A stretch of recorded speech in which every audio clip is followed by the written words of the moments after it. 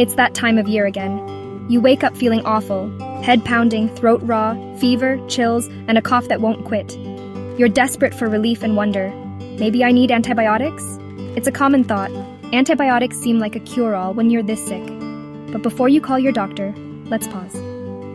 Is the flu the kind of illness antibiotics are meant to treat? To answer that, we need to look closer at what's actually making you sick. Let's put on our science goggles and dive in.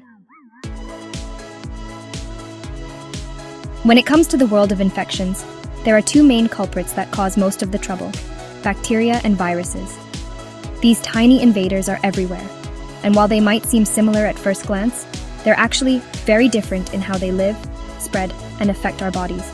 Bacteria are living, single-celled organisms. They can survive on their own, and not all of them are bad. Some are even good for you, helping with digestion or making foods like yogurt and cheese. In fact, your body is home to trillions of helpful bacteria that keep you healthy every day. Viruses, on the other hand, are much smaller than bacteria and aren't really alive in the traditional sense. They can't survive or reproduce on their own. Instead, they need to invade your cells and take over their machinery to multiply, which is how illnesses like the flu or the common cold spread so quickly. To help you picture the difference, think of bacteria as ants crawling around your kitchen. If you see them, you can spray them and get rid of them directly. But viruses are more like computer viruses.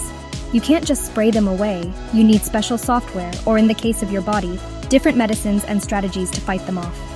That's why antibiotics, which are like ant spray for bacteria, work great for bacterial infections but do absolutely nothing against viruses. Taking antibiotics for a viral infection won't help you get better. In fact, using the wrong tool, like taking antibiotics for a virus, doesn't just fail to solve the problem. It can actually make things worse by helping bacteria become resistant, making future infections harder to treat. So always remember, bacteria and viruses are two very different enemies, each requiring their own unique approach to defeat. Keeping this in mind will help you make smarter choices about your health as we move forward and learn more about these fascinating and sometimes dangerous microscopic invaders. The flu is caused by a virus, not bacteria. So, can antibiotics help? It's a common question, especially when you're feeling miserable and just want to get better fast. But understanding the difference between viruses and bacteria is key to knowing why antibiotics aren't the answer for the flu. The answer is a clear no. Antibiotics simply don't work against viruses like the flu. Antibiotics are designed to attack bacteria's cell walls. Viruses don't have those. Bacteria and viruses are completely different types of germs. Bacteria are living organisms with complex structures, while viruses are much simpler and can only survive by invading your body's own cells. Taking antibiotics for the flu is like using your house key to start your car. It just won't work. The medicine isn't built for the job, no matter how badly you want it to be. Many people think antibiotics are a cure-all, but that's a myth. This misunderstanding can lead to unnecessary prescriptions and even more problems down the road. Sometimes people get better from a virus while taking antibiotics for something else, and think the pills helped, but it's just coincidence. Your body's immune system is what actually fights off the flu virus, not the antibiotics. Antibiotics are only for bacterial infections, like strep throat or UTIs. These are illnesses where bacteria are the culprits, and antibiotics can make a real difference. They do nothing for the flu, colds, or most coughs. These are almost always caused by viruses, not bacteria. Taking them for viral illnesses won't help you recover faster, and it won't make your symptoms go away any sooner. It also won't stop you from spreading the virus to others. The best way to recover is rest, fluids, and letting your immune system do its job. Remember, antibiotics are powerful tools when used correctly, but they're simply not made for this job. Save them for when you really need them, and help keep them effective for everyone. So, what's the harm in taking antibiotics just in case? It might seem harmless, or even like a smart precaution, but there's a hidden danger that affects us all. When antibiotics are used unnecessarily, they don't just target the bad bacteria, they also impact the good bacteria living in our bodies. This creates an environment where only the strongest, most resistant bacteria survive and multiply. Unnecessary use leads to antibiotic resistance.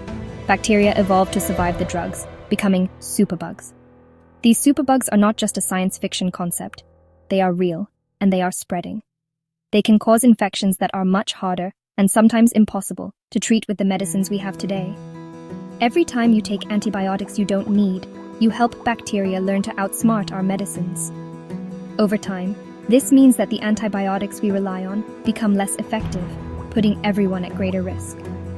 Even a single unnecessary dose can contribute to this global problem. This makes future infections harder, sometimes impossible to treat. Doctors may run out of options, and simple illnesses could become life-threatening once again, just like they were before antibiotics were discovered. Surgeries, cancer treatments, and organ transplants all rely on effective antibiotics. Without them, these life-saving procedures become much riskier, and recovery becomes uncertain. By skipping antibiotics for the flu or common cold, illnesses caused by viruses, not bacteria, you help protect yourself and your community from dangerous drug-resistant bacteria. Simple actions like resting, staying hydrated, and eating well can help you recover without risking resistance. It's a small act with a huge impact. Every responsible choice you make helps slow the rise of superbugs and keeps our medicines working. You're helping keep life-saving medicines working for everyone, your family, your friends, and future generations who depend on these treatments. Be a guardian of our medical future.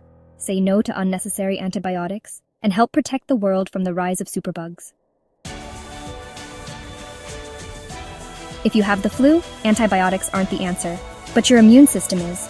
Support it with rest, fluids, and self-care. Warm drinks and over-the-counter meds can ease symptoms, but won't cure the virus. Use pain relievers or decongestants as directed for comfort. See a doctor if your symptoms are severe, you have trouble breathing, or you suddenly get much worse. Some people may need antivirals or treatment for secondary bacterial infections. Your doctor will know. Listen to your body and don't hesitate to get help if you need it. And please, don't get your medical advice from a WhatsApp forward.